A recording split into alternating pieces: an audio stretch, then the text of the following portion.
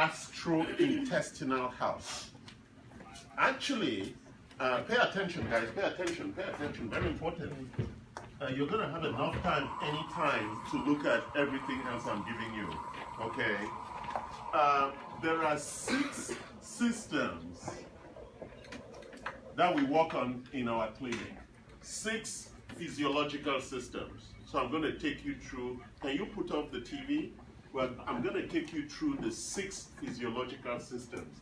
Number 1 is your GI, the gastrointestinal. Number 2 is the cardiometabolic. Number 3 is your immune. Number 4, it's your, remind me guys, it's your musculoskeletal. Number 5 is, hello? Number 6 is hormones. And what's number 5? Tell me guys. Stress. Musculoskeletal, is that? Musculoskeletal. Your muscles and that's the body composition. So these 6 systems, physiological systems, are the systems that we actually focus on in this clinic. These systems are affected by what we call the 7 lifestyle attributes. And what are the 7 lifestyle attributes? Number 1 is diet or nutrition. Number 2 is hydration. Number 3 is sleep. Number 4 is exercise.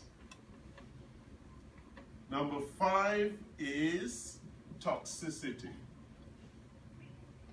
Number 6 is stress. And number 7 is nutrients, or what we call supplementation. These are the things that you do to impact these things. But we focus on these dysfunctions because this is what shows up as disease.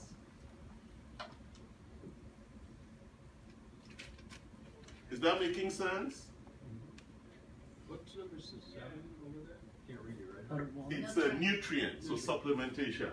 Is that making sense? So typically, the things that we are going to spend time, and so when we talk about nutrients, we also include medication in there, because for certain conditions, you're going to need medication, right? Like if you have type 1 diabetes, you need insulin. You can't live without it, okay? So those are the 7 things that you have to do, that you take responsibility around. In American healthcare system, doctors are only interested in that. Leaving all these other things for you to deal with. And as we know, there are some big things here that are very critical. I mean, all are very important, but the ones I'm circling are like huge. How does Trump say it? Hugely. They are really huge. They are big, right? But these ones too are also important, but these ones are very big. You know, like sleep, that's what we were talking about yesterday with estrogen. Most women, even men like him with some estrogen, don't sleep well. Or men with low testosterone also don't sleep well, right? So your hormone levels being balanced are critical for what we call the dysfunction around sleep, okay? Diet, Luis is guilty already for eating bad food, as most Americans are. Because you know what I just realized? It hadn't struck me before that most salad dressing has sugar. And it just struck me like, why didn't I know that? Right? Because where was I eating salad? I can't remember. I was eating this salad and I just realized that the dressing was sweet. The obviously dressing, why is it sweet? You know, so even though you're like trying to run away from sugar and you order a salad, The dressing comes and it's sweet, right? So you're actually getting the sugar, whichever way you look at it. Is Elizabeth here? Yeah? Oh, yeah. Can somebody call her? Okay, because she should be here shortly. So is this making sense? So among the systems, the most important one is your GI, which is what we're talking today. And so we're going to really explore this, and so you have context why your gastrointestinal function is actually the most important physiological architecture in your body. Okay? Now let's use my thing. Any questions so far? Just want to verify number 4. There's 3 is immune system. It's immune system, yes. All right. The gastrointestinal tract affects the entire body. That's the amazing thing. Look at the immune system, the skin, the brain, the thyroid, the liver, the cardiometabolic, right?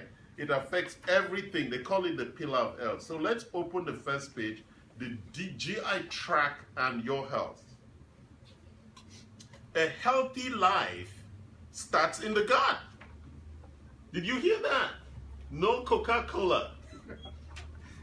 A healthy life starts in the gut. So that's why number 1 here also is your diet. Starts with your gut. Starts with what you eat. And when your gut is unhappy, you will know.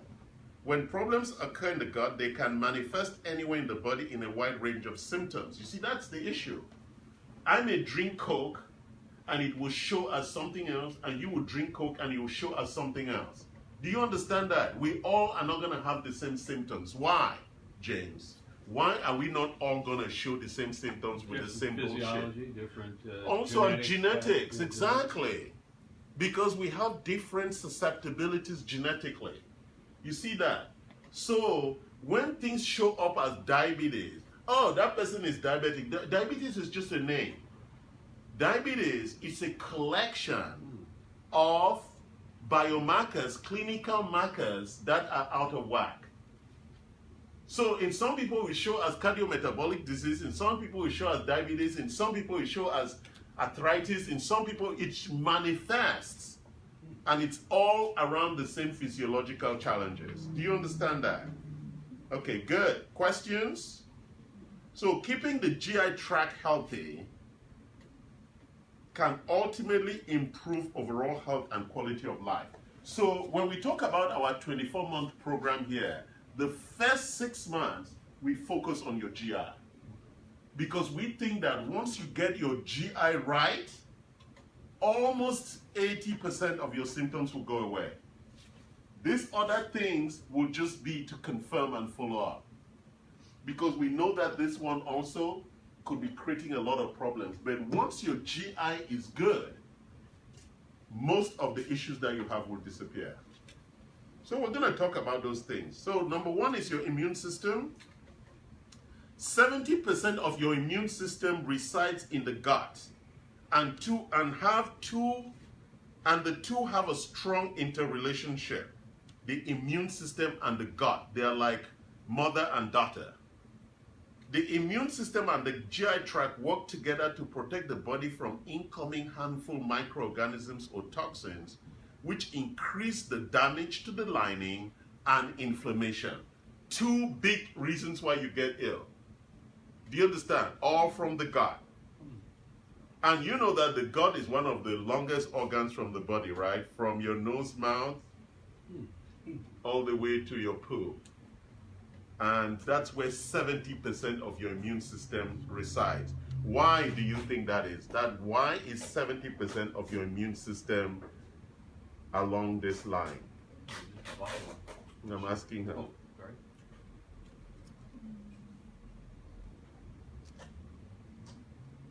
I guess that's because it's the most important part of your body, but the nutrients and everything, it processes everything. Air, water, and food. Everything that's foreign. Without that, we can't. Yes, everything that's foreign comes through that tract, right? Except when we give you an injection, we go straight into your blood. But apart from that, everything that you're having comes through the gut, right? Everything, especially water and food. And that is really an air. That is where most of the toxins sit, in the water and the food. You understand? Let's look at the liver. Your liver is tasked with processing and eliminating harmful substances from the body. I know it's at a general level. What the liver actually does is that it's a filtration system, right? It's filtering all the toxins and things that are used for digestion, including the harmful things that enter the body, right? So a lot of people develop non-alcoholic fatty liver disease because of the accumulation. We're going to talk about that as part of the detox, of all the nonsense that's accumulating as deposits in the liver. You said non-alcoholic? Yes, because there's a disease that comes from alcohol for people who are alcoholic, and so they call this particular disease non-alcoholic fatty liver disease. Is that making sense? Yeah. So the people who drink a lot have another kind of liver disease, that's the alcoholic kind. Is that okay? Along with the GI tract, the liver works as a filter protecting the body from toxins. Do you know how much toxins are in your body, James? You should know. Well, less. I've done 2 detoxes. I don't know. No, I don't. He's a smart. I think he should be in a different class. Don't you feel uncomfortable having this cheat in this class? He's an advanced student, right, Louis? All right. Then the thyroid. When the gut barrier is damaged, what was once normal, daily stress becomes an unmanageable burden. Do you understand? So typically, stress is no good. Why is stress good, Louise? Well, that's how you cope with life. It's our built-in system to fight against the tigers that used to come looking for us, right? And how we protect our babies, and right? Have you seen a little a hen with the children? No, yeah. Right? Very stressful because it's checking all the time that there's nobody coming to eat their children, right? It's a very stressful life, checking all the time, and then the male cock just like falls asleep, right? Okay, so an imbalance in stress hormones leads to a change in thyroid hormone production, which increases the risk of developing Hashimoto's, thyroiditis, Krebs disease, or hyperthyroidism, right? These are all illnesses that we are finding out a lot in the society today. Then let's look at the brain. If you've ever felt butterflies in your stomach, you have witnessed the interconnection between the brain and the gut, right? Like when you go on a first date and you're afraid that the person might not like you and your stomach is kind of like quivering. Like you feel butterflies. Yeah, that's it, right? It's really your gut connecting, right? And you're thinking you want to throw up. Yeah. Man, is this going to be okay? What if the person shows up and they're really ugly? What are you going to do, right, Luis? Smile. Oh, smile, Luis? Go through it. And just go through it and suffer. Stretch your way through it. The gut is like a second brain. Very important, guys, in that it plays a profound role in multiple areas, including digestion, mood, stress, and sleep. Let's look at skin. When there is inflammation and damage in the lining of your GI tract, skin conditions such as acne, psoriasis, eczema, and rosacea may occur. These conditions all result from an imbalance in bacterial levels, inflammation, and immune activity. Cardiometabolic. The type and quantities of good and bad bacteria have a strong influence on inflammation in the body. Inflammation plays a role in several cardiometabolic conditions, including atherosclerosis, coronary heart disease, blood sugar regulation. You see that? So you keep thinking that it's all about something that you're not doing, but again, just look at this page, and then you look at we'll do the thing. So when you look at this page, when we talk about natural solutions, you see that we capture most of it, right? And even we added some, right? Because they don't put toxins there or some other things, but we think they're important. Yeah. Right here they have 5, we have 7. And really we have pulled a lot of this because They say throughout your lifetime, you will experience digestive problems or irregular bowel movements from time to time. But regular symptoms and chronic inflammation can be detrimental to your health. The good news is several lifestyle modifications and natural solutions are available to help you regain control and reverse chronic GI issues. Your healthcare practitioner, which is us, may begin by implementing. So that's what we're going to be talking about today. Good? Let's look at the questions. Yes, James? Great. Yeah, going back over here on that skin, can, so let me focus rosacea as an example. Yeah. Is that an issue that, let's say your inflammation, your GI tract is really good, you're conscious about it, you're in good shape. There are very few people who are like that. Well, okay, but I mean, can you have this other, or is it an absolute, my purpose in asking, I've had rosacea since I was like 18. Maybe earlier, but I finally, it could be genetic. Gets all and red. it could also be toxicity. So it could be a lot of different things. But I mean, can you have that, like type 1 diabetes is just something genetic. You have. Right. It's genetic. Is rosacea possible with It that? could be, yes. Okay. Yeah, So it could be that it's heterozygous. And for some people, it may be homozygous. So Right, when you have a I did- mutation, heterozygous means that the two susceptibilities show on the two XY genes. Okay. Okay. When it shows only on one gene, it's homozygous. So, And when it doesn't show up at all, then you don't have it. yeah. So, but the point is that things trigger Yeah. that susceptibility. Well, my purpose in asking you is, maybe a realization I've been inflamed or other stuff since teenager. Correct, Like, oh because my you were God, always eating fast food. Okay. Okay. All right, James. So let's quickly go through the questionnaire. Okay? You have it? Let's walk through it. So, in the whole discussion about GI, we focus on 4 things. And you're going to see that the question focuses on those 4 areas. And there are the 4 areas below diet and gastrointestinal health. It focuses on digestion and absorption. It's very interesting because a lot of people say they eat well, but the question is, do you absorb well? How many people here check how many times do you poo every day, Louise? I don't. I go about 2 times, maybe once every 3 days. Wow. Yeah. You can tell that he needs to come to this clinic, right? How many times do you poo a week? A week? Yeah. It's like 20? No, it all depends. If I have stress, yeah, and then I skip a day. If I'm like my So stress is- like once if I every feel 2 better- days? If I'm okay, like my stress levels every day. If not, I like every other day sometimes. And do you look at your poo when you poo? Yeah. And what kind of poo do you have normally? Well, it depends what I eat. It shouldn't. Well, it smells Have like you- whatever I eat. Yeah. Have you ever looked at the Bristol stool chart? No. Okay. Do you have a phone? Yeah. It's good. Open your phone. Can you log in and get us the Bristol stool chart up? Like if I eat beets and then it's red. No. Well, yeah, I know.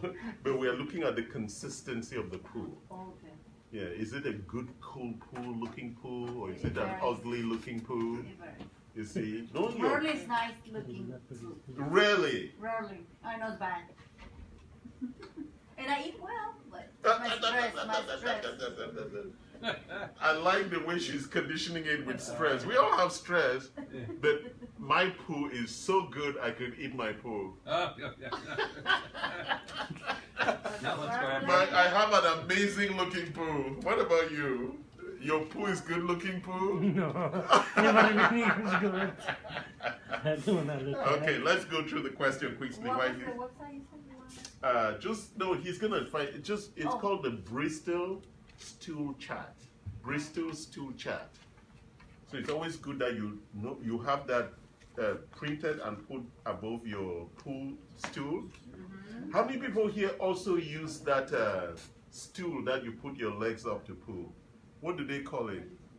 A stool. The putty. No, it's called putty, potty, Spot. potty friend. Yeah, something. Potty buddy or something. Yeah. Do you know why you need that? They have Yeah. that Costco.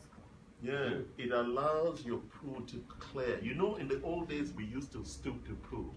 It was the best way to It's the poo best. because the poo comes straight down. Now, when you sit on the toilet, Sitting on your couch. so if you put your foot on that potty thing, it creates a straight line, and then your poo just like floats out. Seriously, buy it and you will enjoy pooing again. Well, you also It's like eliminate going on a lot- poo trip. You eliminate a lot more volume in the same time because it's not cut off. Exactly. You don't poo like in connection. It comes like one long stream of poo. And a lot more. Wouldn't you enjoy that? It's so pleasurable when you do that. Look at that poo chart. Look at that poo chart. You see that normal number 4 poo? One long snaky poo? My poos are so snaky that sometimes I'm worried if it's gonna flush. Because it's so long and snaky, it begins to look for places to turn into. Right? Curly long poo. How many people poo number 4 every day? Hello? That's what we hear. Pretty close. Very close. You don't do number 4. You see that? Mine was, yeah, So that is the yeah. first big indication that something is wrong in your stomach if you're not doing a number 4 poo every day. Okay? Now let's go to the question. And now that you see you guys got so enjoyed. This is the first time you've actually enjoyed talking about poo. Isn't it? It's informative. Exactly. Quickly, let's walk through these questions, okay? Diet and gastro. So can you put your names up there? And then, no, you're going to take this with you because we'll send you an email with the questionnaires that you're going to fill. I just want to walk through this very quickly, okay? Do you consume at least 5 servings of fruits and vegetables per day? Louis says never. See, end there means never, not no, okay? I'm joking. So that was the first question, okay? Do you drink at least 8 glasses of water a day? Yes. Are you sure it's good water, clean water, not bottled water? Coffee? Coffee counts, it's water. Water, Yes. just water, water, Do you regularly consume soft drinks? They said soft drinks, they didn't say soda. Soda, juice, bad juice. Have you ever been diagnosed with a chronic GI condition? Anybody here? Diagnosed? No. Acid, stomach, ulcer, anything? You? Oh, yeah. Okay, so do you take ulcer medication Yeah, every day? every day. See, if you're taking it, means that you have a leaky gut. Yeah, That's what we're going to be talking about. If you have stomach trouble every time you eat, there's a problem there, okay? So answer the question. So let's go to digestion and absorption. Do you experience frequent heartburn, burping, gas, bloating during or after meals? Yeah. Every time. Have you ever been diagnosed with anemia or any nutrient deficiency? Have you ever been placed on a heartburn medication? I don't take it. Do you frequently experience indigestion? Next group of questions, elimination and detoxification. Do you regularly have less than 1 or more than 3 bowel movements a day? How many bowel movements a day should you be having? Just one, right? 2. 2, really? Yes. Is it after you eat? Well, it depends. I don't mind if it is after you eat. It doesn't matter if it is after you eat. 2 a day. So. Yeah, 2 a day is what is preferred. Hi, good morning. That's what we're going through now. And I'll give you a copy of this. We just went through that, but you will catch up later, okay? No, that's fine. So let's just go through. So we are on number 2, set of number 2 here, digestion and absorption, okay? So, What number 3? yeah, no, oh, sorry, we're on the elimination and detox. Yeah. So you should, so your name is? Esther. Esther, so look over there. Can you see the poo that you poo normally, Esther? And none of your poo is there on that list, Esther? So what kind of poo do you poo, Esther, if it's not on the list? Gold. I'm joking, Esther. Number 4 is the best one. So if your poo doesn't look like number 4 every time, like a little earthworm or a snake, then something is wrong. And then number 3 is sometimes is when you're like, squeezing, right? You know, that's not bad. Number 5 is, oh, ho, ho, ho, you're eating too much refined food, right?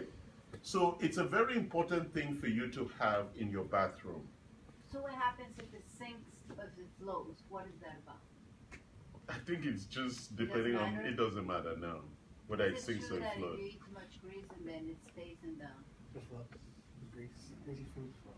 it stays in the toilet, like when you flush it, like kind of. Yeah, it will leave a strain. Is that because of fat? You eat? Yes, yeah. Because sometimes that happens to me, which it's fine if you're eating good fats. It's just when you're eating Well, so fats. good or bad, it happens. Good. Yeah, bad, the bad, presence of bad. fats that you're excreting is a good thing. McDonald's is not a good thing. I cannot speak. I don't want McDonald's to sue me. I wouldn't be able to fight. Only if you own stock. I don't know. Yeah, yeah. Okay. So, do you take laxatives more than twice a month? Are you sensitive to smells and fragrances? You know, that's a very interesting point. You know, people think that they're just sensitive. If you're sensitive, something is wrong with your gut. You're overexcited. What if there's a problem with your nose? That you No, there's no problem with your you, nose. you don't smell. So for good? me, I sense bad smells. When food is bad, I can pick it even before the food goes bad. So that's good or? Well, for me, that's good. It's not offensive, but I'm not offended by perfumes and fragrances and other things. There are smells I like, there are ones I don't like, but I'm not offended by it. Some people are really offended by certain perfume smells. Like when I go to the gym, some people wear perfumes or in the yoga class, and some people, well, you see, you're making your nose already. I'm not Why offended not by it. exercise? You don't wear perfume. to No, but people have exercise. choice. We live in America. That's why I came here. Are Freedom. you saying offended like, are you using offended like you just don't like it, or it's having a physical reaction? It's having a physical reaction. Yeah, okay, I get Yes. it, yeah. Yeah, it's Can't like you're tolerate it. allergic to it. You cannot tolerate it. Okay. But just not liking it is not enough. It's just my not liking Trump or having goose flesh every time Trump's name is mentioned. Yeah, okay. Right. You understand? Mhm. So, do you get that? So, I'm not saying that you should, the reaction, right? You're sensitive to it biologically, not emotionally. Do you have regular exposure to exhaust fumes, tobacco smoke, or pesticides?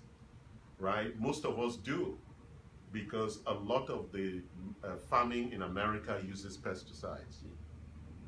Right? I even posted it on my Facebook page. When you sample American urine, the phosphate or Roundup is at the top, and it's the biggest carcinogenic element. So most of us have it if you haven't tested your urine for toxicity, and which we do here.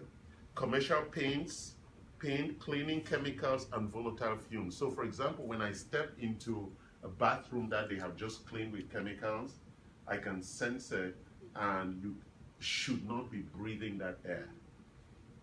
You know the chemicals we use to clean, they're very dangerous for you. Going back to the food, you said it has pesticides, so organic is not supposed to have pesticides, right? Suppose, I In a like the perfect word, world. in a perfect world. But did you go visit the organic farmer? No. Exactly. So you are just going by what they tell you. You Just might not. charging you more, yeah. You know, in the old days, we actually used to plant in the backyard. Some people do here because they don't. Yeah, And then they could verify that it was organic. Exactly. Right now, you're trusting me. So what And can I'm very trustworthy, so you should be fine. So what can you do when you buy your vegetables and all that? Like- Well, what we do is that I go to the farmer's market like I'm going to go after this class. And I know the guy. The guy has a farm down in Escondido. I know him because he is a real believer in the farming that he does, and he stands by his products, right? He's at the farmer's market. I don't go to places like Sprouts anymore, Trader Joe's, because I think, you know, the American businesses, they're going to say what they have to say. So I go to the farmer's market, and I can tell the difference from the taste of the food. The fruits that we buy there are just glorious. The oranges, the avocados, the taste Where is from... Huh? Where is that? There's a farmer's market in every city in Orange County. Well, I know But that I go to the farmer one in markets, Costa Mesa. But so you think farmer markets should be, I can't say they should, because in America we have a better freedom. chance. They might be a better chance. Yes, It might be because better. one of the things we've also noticed when we're doing toxicity tests is that a lot of people say they eat healthy, like from sprouts, but a lot of the vegetables that are coming from Central Valley have a lot of toxicity because of the fracking. Oh, even if they're organic, grown, What but is they're, that? Because of fracking, looking for oil. it's a way to drive oil to the surface, which Yes. dumps massive chemicals into the, On the soil. into the soil. And on the air. And So- somebody who worked at the Trader Joe, I'm gonna ask her whether it's organic. She said no. Yeah. But they're charging you something. Yeah. Yeah, that's good to know. So I prefer to pay the very high prices in the farmers market because I know those people are coming from farms. You understand? So, well, that's a challenge of living in a beautiful world. Okay, microbial balance. What do you guys think the microbial balance is? Esther, have you ever done this kind of stuff lecture before? Do you know what we're talking about? So when you come to us, when we do our testing for your stool, we are going to look at the balance of your good and bad bacteria. They have to be in balance. So if you take medication and you take a lot of other things, it goes out of balance. And so we test for that. There are certain bacterial populations that provide what we call a healthy microbiome. Good and bad bacteria must be in balance. If you have only good bacteria, it's not good enough. So you should have about 70% good and 30% bad. That's the overall average. But we are talking about almost 40 strains of different bacteria that they populate different parts of the gut. And when we do the microbiome test, we actually look at that. The challenge is that most of us cannot get that diversity. First of all, if you were born through C-section, you will always struggle with your microbial balance. Why is that? It's just the way when children come out through the normal tract, their microbial balance is perfect. That's the way God made it. When you do a C-section, those children struggle having a good microbial balance. So what they tend to do, when the child is young, they will repopulate the bacteria by giving the child capsules of poo from a kid that has a better balance to repopulate. Okay? Also, children who didn't suck breast milk do not have a good balance. So from childhood already, some people are already suffering from that imbalance. It's a very important issue. So when we do that test, we find out, then we now have pre and probiotics to begin to help you achieve that balance, especially for bloating, for gas, for regularity, and all of that, because a lot of people have big GI problems. What's the difference between the pre and the from? Pre is the fiber. You'll get that from most of the foods that if you're eating real fruit or real fiber, you'll get the pre because the digestive system needs the fiber for the work that it does. A prebiotic is the one the probiotic eats, right? Sorry? Probiotic eats prebiotic. Yeah. So, So they need the fiber for the work that they are doing inside the stomach. I don't want to go into the deep technologies or physiology about biochemistry, but the prebiotic feeds that ecosystem of good and bad bacteria for the work that they need to do in breaking down proteins, carbohydrates, and fats. And each of them has a different set of enzymes that are supported in that function. So the journey of food through the GI tract is a very, very. Can you put the air on properly? You people keep increasing the heat. Can you put the air conditioning? People are sweating. Lower the temperature. Okay, I know you guys like it warm here. I like it cold. I'm sweating too. Thank you for. So it's not just hot flash.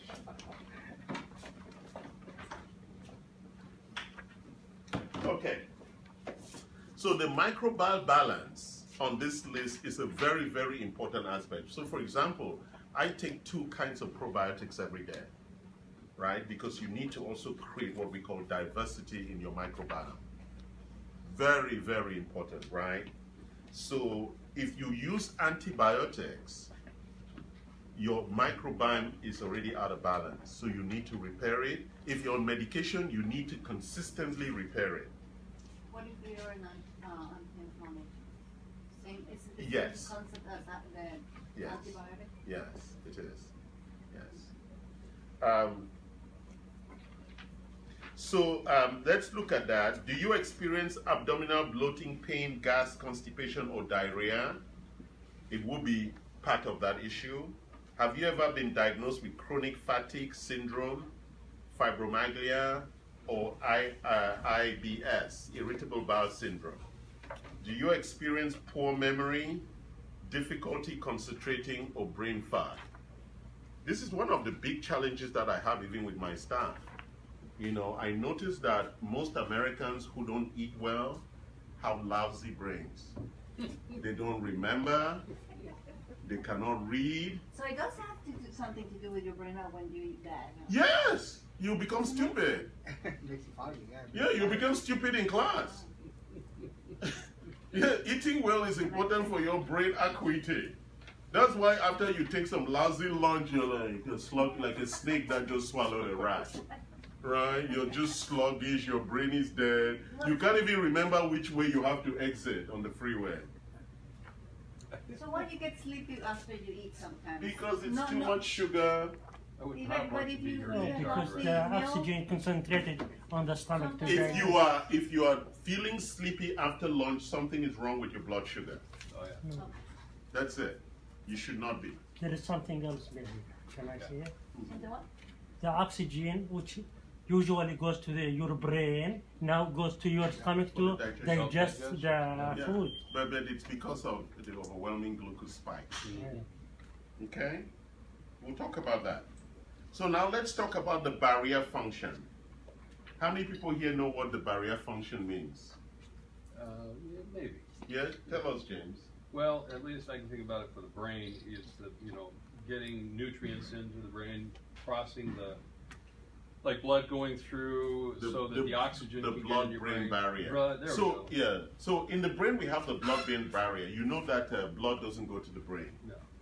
Well, right? I didn't know that. Have you ever seen anybody? Oh yeah, when they shoot people and you see blood, it's really from the surface. There's no blood in the brain. Yeah, it's just that real matter. It looks like fatty, like the bone marrow.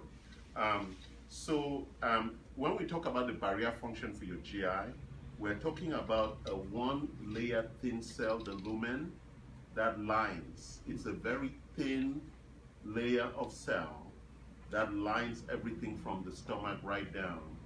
For 2 things, why it is just one cell layer. For the absorption and elimination, through that, it has to be really very fine. Thank you. It is supposed to be very thin so that it absorbs optimally all the nutrients that you're introducing. So as the food or our nutrients goes through this long, tortuous passage, it's a very long passage, right? Where it's being mixed. That's why the Buddhists will tell you to chew your food 100 times before you swallow. It actually improves the digestion of it. So if you eat without chewing very well, you're really torturing your stomach or the digestive juices that need to work on it. Okay? Is that making sense? Okay. So let's finish the rest of these questions and we go to something else. So the barrier function indications are, have you ever been diagnosed with depression? Notice that we are not talking about brain things to do with barrier function, right? That's why they call it the gut-brain connection. If your stomach is in bad shape, most of depression comes from a bad stomach, or what we call leaky gut. Anxiety, ADD, and ADH, in the old medical architecture, we thought these were brain illnesses that we needed to see a psychologist like Dr. Yee or a psychiatrist and get medication. Now we know that most or all of brain illnesses are metabolic in origin. They have to do with the diet, with your gut, Wow. including Parkinson's, Alzheimer's, schizophrenia. All of them are all metabolic illnesses. They start in the gut. Okay? So we ask things like, do you suffer from multiple food sensitivities? You know, I'm a typical African. I have no food sensitivity. I eat everything. When I go to Vietnam, the first thing they ask, are you allergic to peanuts? No. Are you allergic to certain foods? Oh, you come from America, because most Americans are allergic. You should not be allergic to anything. If you are,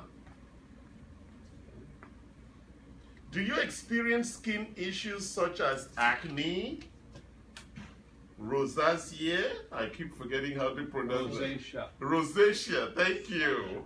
And eczema. Do you have seasonal allergies, asthma, or an autoimmune disease? All of these issues have to do with your gut. It's very interesting, right? Once we start talking about gut. On the next page, it talks about some different things. But so this is for your information to take with you. Okay? Any questions so far?